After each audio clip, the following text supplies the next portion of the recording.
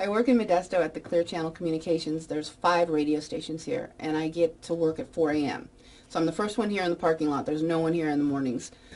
So the guy that works in the rock station, his name is Joey Bueller, and his wife had just had a baby like 2 months before. So she was bringing the baby and she was bringing breakfast. So he went outside to pick up the baby and to bring in the breakfast with Sarah. And as they were coming inside the first door, which goes to the lobby of our building, a truck drove up, and he thought it was a contest winner, because sometimes they try to come and pick up their contests before they go to work, even though the station's closed. He goes, I'll come back and deal with him in a minute. I want to get the baby out of the cold. He gets to the second door, which gets into the hallway, and all of a sudden he hears what he thinks is a gunshot. And he opens that third door, which is really fortified. Thank God it's not glass, but there's a window in it. And he pushes Sarah, and he gets the baby in there, and they come to the first radio station, and he says, somebody just broke in. Please call 911. And then he comes to my station next, and he goes, Kara, somebody just broke into the station. And I was like, no problem. I have my taser. I just popped right up. It was like no big deal. It's like, I've been waiting for this. I've been trained. My fiance's an ex-police officer. He had given it to me for my birthday like 2 years before, and he's an ex-cop, and he's a firm believer in being prepared and just, but it, you know, because Pete had gotten it for me to protect myself, and I've never had to use it, but I was calm. I walked down the hallway. I took his cell phone. I don't even know what made me think to take the cell phone.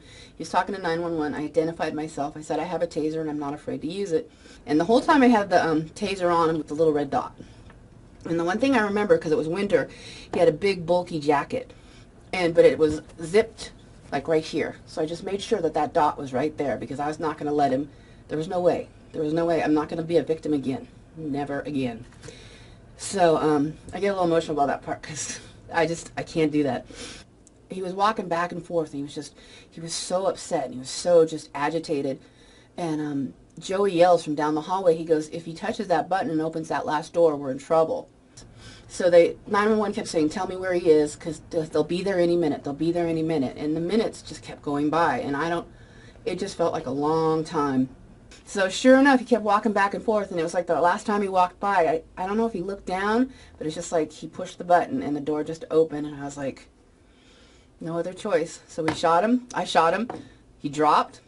And just then, like I said, it was a movie, like the cavalry came in, and then one guy headbutted him with the rifle, and they took him off, and it was crazy. I'm not a victim anymore. I'll never be a victim again. And that's the most important thing in my world.